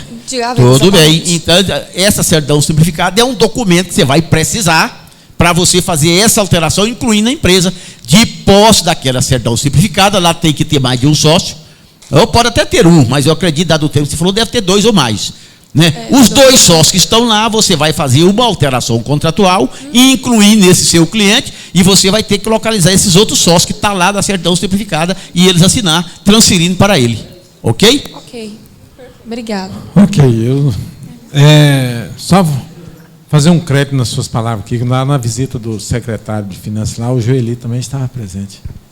Professor Joeli, mas ele foi o cara mais bonito que estava lá, sabe? O cabelo bem penteado, bem arrumado, e realmente foi por isso, sabe? Ok. Vamos aqui com o Ivandro aqui, ó. Vamos falar escritório de cobrança. Rapidinho. O escritório de cobrança está tendo uma cobrança de 20 mil por semana, e ele emite a nota dos seus 2 mil, e está recebendo, está entrando na conta dela para prestar conta com as pessoas, que ela recebe 20.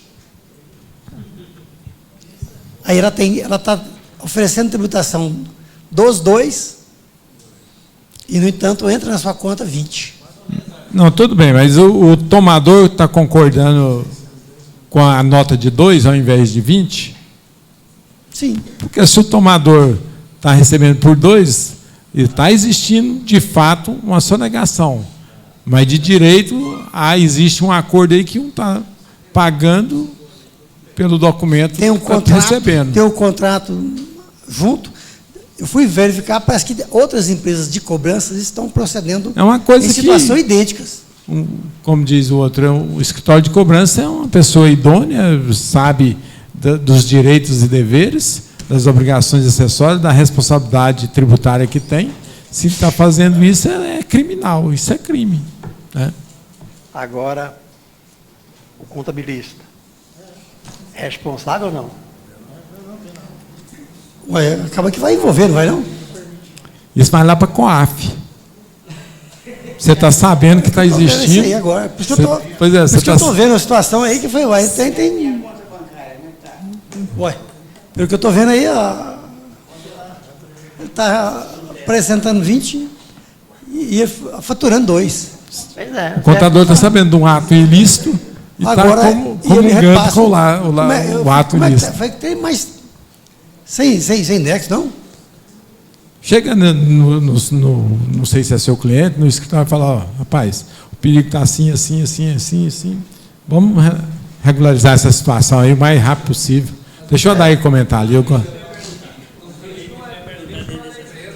Pode perguntar no microfone aí, daí, vai. Pois é. Pois é, ele está aí. Agora você pergunta para o assunto render mais. Tudo bem. Uma empresa de cobrança aí, eu pergunto, ela pode ser simples? Está no simples? Parece que é uma das atividades que acho que está impeditiva no simples, não? No simples? Não. Parece que, não sei, eu não vou discutir porque o simples virou uma... Aquela que nós pagamos, né? Pois é, mas naquela época não, mas depois da lei complementar 147... É legal, Eu vi um caso... Não podia ser no meio por causa do valor. Vamos ouvir o Adair ali. Eu estou perguntando porque eu vi um caso, inclusive, recebi uma nota dele. Ele está no Simples e lá no histórico da nota coloca comissões. Está chocando a coisa. Então é intermediações, né? Então. Mas também a intermediação hoje entrou no Simples, só com a alíquota anexo 6. Porém, começa com 16,92 lá, né? 93. Mas eu entendi, eu entendi errado. Ele faz a cobrança de 20. Agora a empresa que fez a cobrança vai ficar só com os 2 mesmo, ela não vai ficar com os 20. Ele recebe. Não. Pois é, exatamente, ela recebeu 20, mas o dela é só 2. Não, o trabalho dele foi de 20. Não. O trabalho dela é os 2 mil. Ah, pera aí. Aí tá certo. Fala no microfone lá, você gosta do microfone, fala no microfone lá. Mano. Aí é comissão. Suponhamos aqui, recebi 5 aqui, 5 ali, 5 lá, 20, 5 lá, 20. Ah, não. Eu vou pegar e só vou faturar 2. Não, mas aí ele o Geraldo quer é o meu, é o que eu vou receber. Você vai receber só 2. Te devolvo 18 e fico com 20. Eu fico com 2. Mas na verdade aí você tem justificativa para provar que o dinheiro que está na sua conta recebido pertence a terceiro. E você tem prova. Aí tá certo. Deixa o Ronaldo comentar. O doutor Paulo está aqui, o doutor Carlos e a doutora Maiara. Está aqui? Maiate. Então é o seguinte. Manaiate. Aí, Ivandro, ao meu filho Renan, que ele tem aí uma questão dos advogados. Os advogados são o seguinte, eles patrocinam ali as causas, recebem o dinheiro, muitas vezes pegam o dinheiro do cliente e põe na conta dele. E para depois passar para o cliente. Existe isso. Na ação trabalhista existe muito isso. Então, aquele dinheiro passa pela conta, mas, na verdade, o honorário dele é outro. E é o caso, mais ou menos, dessa comissão sua, o Renan vai te orientar. Mas isso é através de contabilidade. Você tem lá, um código lá desse recurso, você vai contabilizar aquele dinheiro de terceiros que você recebeu, que não é da empresa, são lá dos seus contratantes. E separar a sua remuneração, separar o seu pagamento daquilo. Na contabilidade, você prova isso para a prefeitura e você vai requerer o imposto em cima da receita efetivamente contratada que tem com as empresas. Eu não sei se o nome é comissão, vai dar comissão mesmo, né? Porcentagem, do recebimento, combinou lá quanto? Honorário, 5%, combinou lá para receber uma ação, 10% do valor que for recebido. Então, é o nome que for dado, coloca, mas na contabilidade, você vai lançar aquele dinheiro que entrou na conta dele e mencionar na contabilidade que aquele dinheiro pertence às empresas. É trabalhoso fazer isso. O Renan sabe fazer isso. Aquele dinheiro que entrou, você está devendo. O Eli, dá licença um pouquinho aí. A respeito desse assunto aí, é como se fosse uma imobiliária. Ela tem uma conta corrente, Ela tem um sistema lá que faz toda a movimentação do mês, no final do mês, igual tem imobiliárias lá no escritório. Ela faz a nota dos 10% lá e você emite a nota só do percentual dela. Presta conta com a prefeitura daquele, com o faturamento daquele 10% dela lá que ela tem. Aí, ela paga. Provando na contabilidade. Só que tem que ter um sistema para você gerenciar isso aí. E demonstrar também. Ok, pessoal, uma boa noite para todos. Uma ótima semana.